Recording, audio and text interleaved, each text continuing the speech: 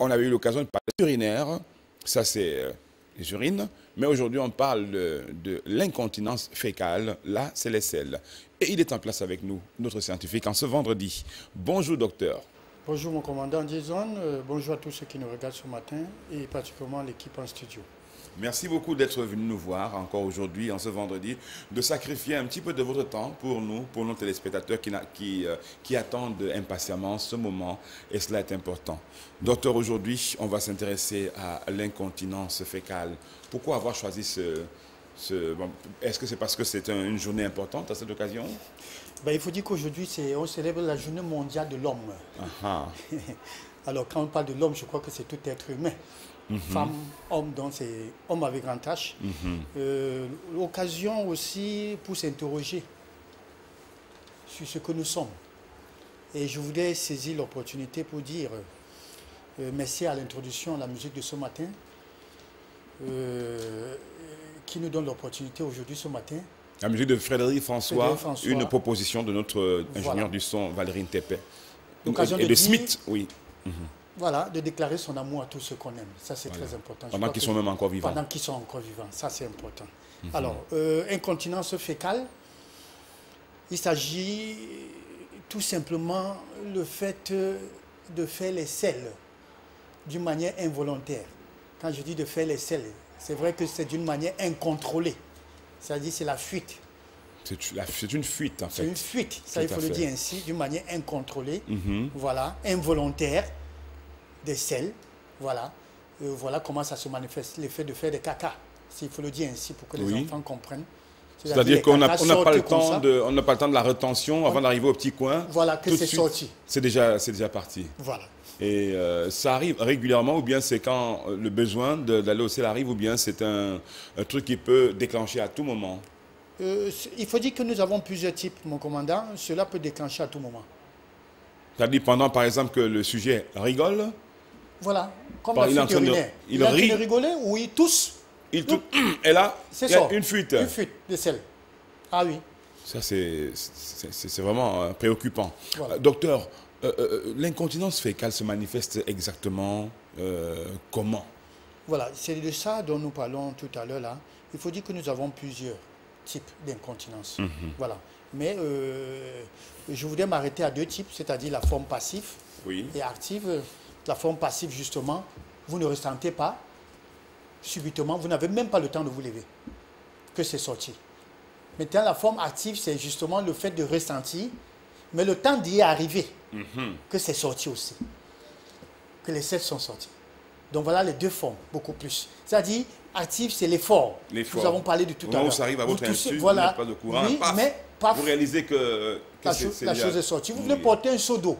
Oui, par exemple. Par exemple, c'est les selles qui sortent. Ou bien vous voulez ou bien rigoler, l'effort, à moindre effort, les selles sortent. Ou même une émotion. Une émotion également forte également pour provoquer. Donc voilà les différents types d'incontinence fécale. Et alors quand on parle d'incontinence fécale aussi, ça voudrait dire également incontinence anale. Hein. C'est un rapport. Pas seulement les selles, également des gaz intestinaux. Alors, ça aussi de manière involontaire, incontrôlée. Ça sort là, voilà. C'est-à-dire, vous êtes en train de rigoler, paf, c'est un petit gaz que vous lâchez. Pas un petit, c'est du gaz. Le gaz n'est jamais énorme. Petit. Énorme, voilà. Bien, je veux dire, avec son calibre brutal. Voilà. Bon, docteur, c'est vrai, c'est très inquiétant hein, de se sentir victime de cette...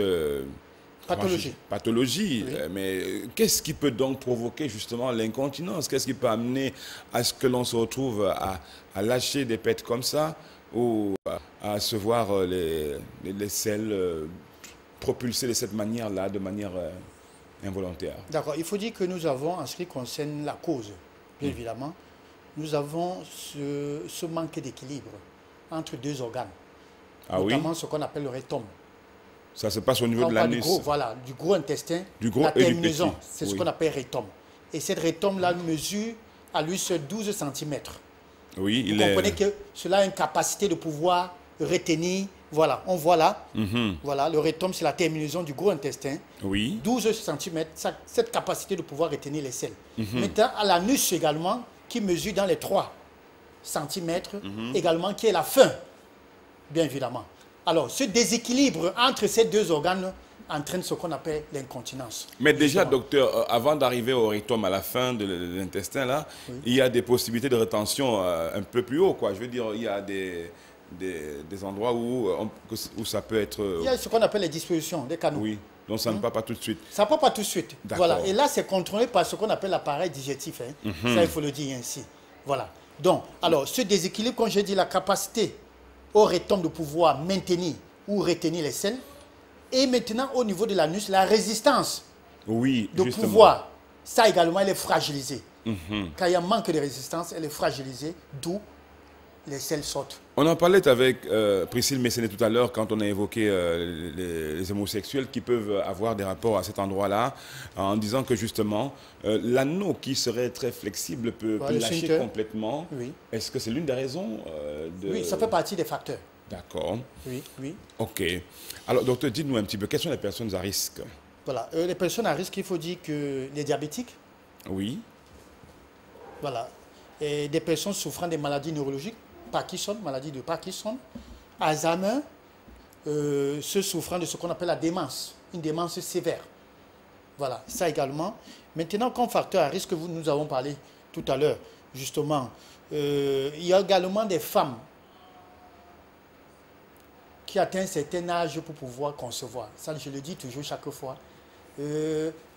C'est-à-dire, faites très attention quand vous atteignez 40 ans et que vous attendez à 40 ans pour vouloir concevoir. Ça, c'est très dangereux. Alors, il y a également cette grossesse à répétition, parce qu'il faut dire que la grossesse également, c'est un facteur. C'est-à-dire que vous n'attendez pas que les organes puissent se remettre en place. Tous ces organes-là, après 1 an, vous concevez encore. Parce qu'il y a des femmes, hein, après 1 an, ils conçoivent. Oui, le temps d'allaiter le bébé, ils sont déjà enceintes, elles sont déjà enceintes. Ouais. Ça, c'est un problème également. Il y a également l'accouchement, un traumatisme pendant l'accouchement. Également, comme facteur, évitez de pousser les selles. C'est-à-dire que vous êtes assis sur le bidet et que vous montez à forcer. On ne force pas. Il faut laisser venir. Il faut laisser venir. Comme dit souvent quelqu'un, prenez un journal, vous mettez à lire. Si vous avez la paresse ou bien, aujourd'hui, certains vont dans les douches avec des téléphones. Ils sont sur WhatsApp pendant qu'ils font l'essai. Mais sauf qu'il ne faut pas mettre long. Il ne faut pas mettre long. Voilà, mais il faudrait néanmoins... Dans une toilette, peut-être, je sais pas, occasionnelle, quelqu'un peut venir aussi toquer. Voilà, justement. Donc, mais c'était pour dire qu'il ne faut pas forcer. À force de forcer, si vous avez l'hémorroïde, c'est un problème. Oui. Parce que l'hémorroïde également fait partie des facteurs. En ce qui concerne les personnes à risque également, tous ceux qui ont été opérés suite à l'hémorroïde sont exposés à l'incontinence fécale. Il ne faut pas forcer surtout. Il ne faut pas forcer. Mais c'est vrai qu'il y a des aliments qui peuvent déclencher... si vous mangez des aliments solides comme le macabo, le plantain, et que vous ne buvez pas assez d'eau, parce que le manque d'eau également, c'est un problème. C'est tout à fait normal quand vous allez au sel, que vous soyez constipé, la constipation, et que vous mettez à forcer. Mais il faut dire que ce n'est pas en forçant que ça résout le problème. Tout à fait. Parce que là également, il peut se créer une fistule, et tout ça c'est très dangereux. Oui, je parlais plutôt du fait d'aliments qui bien souvent, il y en a qui prennent du café, ils ont envie d'aller aux toilettes. Enfin, le café favorise pour certains, hein, c'est pas tout le monde. Pour certains. Oui, ça favorise l'envie d'aller justement aux toilettes. D'autres, c'est d'autres aliments, hein, c'est d'autres trucs qui peuvent leur favoriser cela. Mais on n'en est pas véritablement là. Ma question aujourd'hui est de savoir, vu l'incontinence fécale, à quel moment faut-il vraiment s'inquiéter, docteur? Voilà, il faut dire que déjà, à plus de 3 mois, vous devez vous inquiéter. Si vous avez de l'incontinence comme ça, oui, ça persiste. Oui. Et à répétition, vous devrez consulter déjà. Mais il faut 3 mois pour pouvoir justement y mettre l'hypothèse de l'incontinence fécale. Parce que ça peut être passager? Ça peut être passager, bien sûr. Ça peut être un problème psychologique et que ça passe. Ça peut être un problème alimentaire. Soit parce que vous mangez mal et que ça passe. Mais quand ça perdure, quand ça va au-delà de 3 mois, non, il y a problème. Ça pourrait être une malformation également. Parce qu'il faut dire qu'il y a aussi une malformation. Certains enfants peuvent naître également avec un problème de malformation. Qui plus il prend de l'âge, plus cela s'installe, l'incontinence s'installe. Il faut également dire que les femmes ménopausées également, comme facteur de risque. Alors, maintenant, il faut dire que celui chez qui vous devez vous référer, c'est un gynécologue ou un protologue. Ça, c'est important de le préciser. Un gynécologue.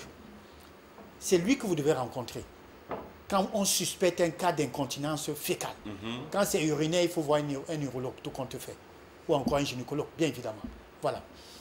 Mais docteur, y a-t-il des complications réelles à l'incontinence fécale? Bien évidemment. Oui, quel type de conséquences? Voilà, il faut dire que nous avons ce qu'on appelle un prolapsus, c'est-à-dire que rectal, ça sort. Nos organes peuvent descendre. Comme on dit prolapsus des organes, oui. C'est-à-dire ça sort, la vessie, l'utérus peut se retrouver à sortir, le rectum peut descendre. Et qu'on observe à un miroir, vous mettez la main et que vous touchez la descente des organes. Il faut faire très attention, surtout pour les femmes enceintes, après accouchement. Donc il y a ce traumatisme-là également, parmi les complications, il y a cela. Il y a ce qu'on appelle les escarres. Parce que quand vous faites l'incontinence, il faut dire qu'à ce moment-là, cet endroit est toujours humide et tout. Et ça finit par vous donner des blessures. Les lésions, voilà. Alors les escarres peuvent s'installer là, ça également. Les démangeaisons, les bactéries qui vous les bactéries, bien évidemment. Et ça, c'est également un problème. Ça va devenir comment dire, un terrain de culture pour les bactéries. Pour les bactéries. Oui, alors, nous avons également l'anxiété. L'anxiété, pourquoi l'anxiété? Parce qu'il faut dire que l'aspect psychologique, c'est quoi? Il faut dire déjà, mon commandant, c'est que tous ceux qui font l'incontinence fécale, c'est encore tabou. Du coup, les gens ont honte de pouvoir s'exprimer. Même un médecin, c'était honte de pouvoir dire au docteur, docteur, il m'arrive parfois que les selles sortent. Il y a vraiment des gens qui ont honte. On le découvre que sur les toits, c'est-à-dire soit c'est la femme qui vit la situation avec son époux, ou encore c'est l'inverse, que c'est l'homme qui vit la situation avec son épouse. Donc il faut dire que c'est encore tabou, mais il faut dire que c'est une maladie vraiment fréquente, les gens en souffrent, ça il faut le dire. Voilà, donc les complications, nous avons ces complications-là sur le plan psychologique, voilà, parce que ça impacte également votre vie dans la société. Pourquoi? Parce que vous serez toujours à même de vouloir parachever votre travail au bureau parce que vous courez pour aller à la maison. Parce que vous avez peur que les selles pourront sortir. Et si les selles sortent là, du coup, ça serait visible par le pantalon. Donc vous conviendrez avec moi qu'on a honte, on est toujours en train de courir à la maison, et ça, c'est voilà autant de complications. Alors, docteur, y a-t-il un traitement? Si oui, en quoi consiste le traitement de l'incontinence fécale? Voilà, le traitement va dépendre de la cause. Il faut déceler. Est-ce que c'est un problème hémorroïdaire? Est-ce que c'est un problème de trop d'accouchement? Est-ce que c'est un problème justement de prolapsus, c'est-à-dire la descente des organes? Donc, le traitement va dépendre de la cause. Ça, c'est important de le dire ainsi.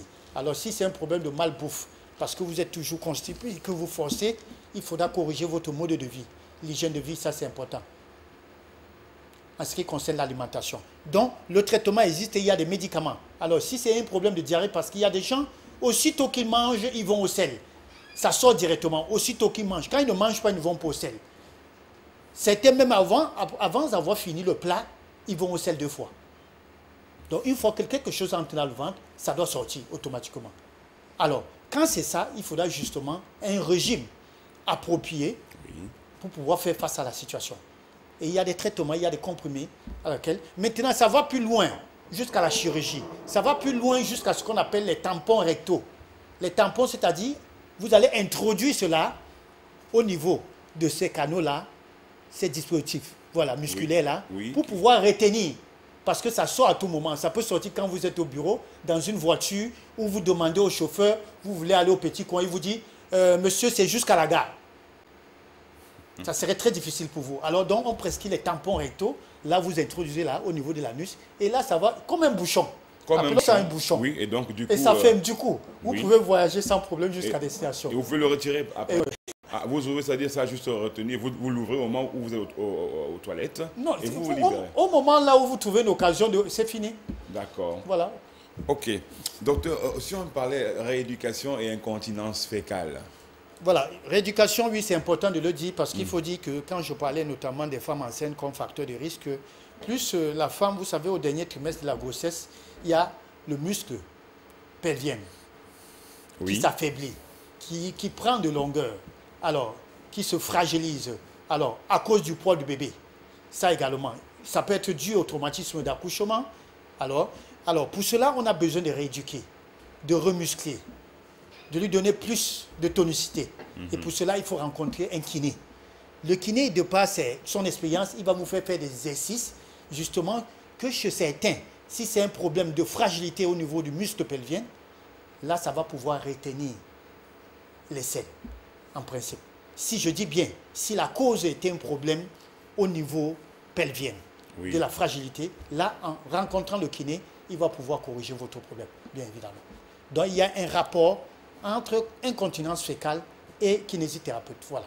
Alors, quel régime alimentaire adopter justement, docteur, à cette occasion-là? Voilà, il faut dire que le régime, c'est de manger beaucoup plus les oméga 3, du règne végétal, hein, ça il faut le dire ainsi. Quand on parle de ça, on parle des amandes, des noisettes, ça c'est important de le dire. Il faut consommer beaucoup d'avocats.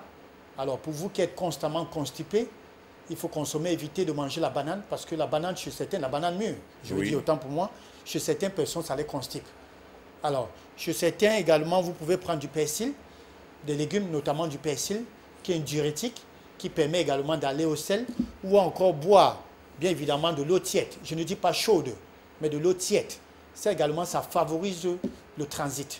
Ça, c'est important. Mais l'idéal, c'est de consommer beaucoup d'eau et éviter les épices, parce que les épices irritent. Déjà, vous avez ce qu'on appelle l'intestin irritable, qui est un facteur de risque à l'incontinence urinaire. Alors, si vous consommez beaucoup d'épices, ça, c'est un problème assez sérieux, parce que là, vous serez toujours en train de faire la diarrhée.